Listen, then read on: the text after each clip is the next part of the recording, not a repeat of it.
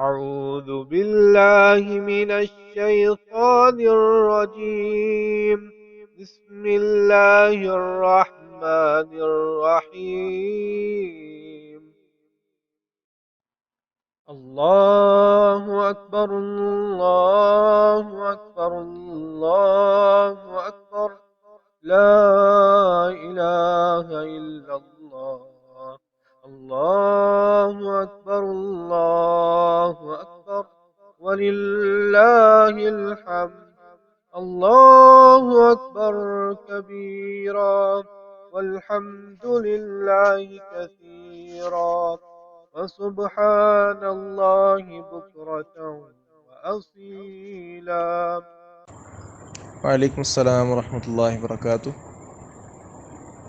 چھری جو ہے کوشش کرنی چاہیے کہ خود ہی پھیریں اور ساتھ تکبیر بھی خود کہیں۔ عید کے موقع پر جو قصائی آپ باقی جو بات کہہ رہے ہیں وہ درست ہے۔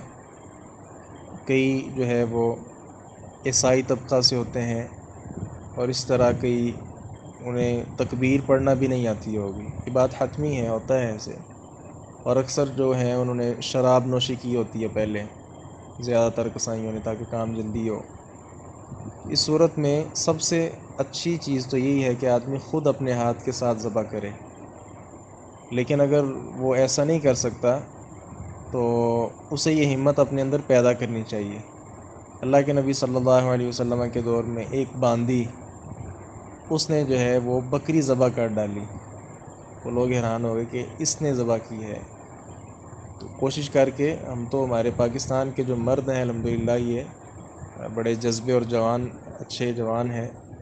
خواتین کو بھی چاہیے کہ وہ بھی اپنے ہاتھ کے ساتھ قربانی ذبح کریں۔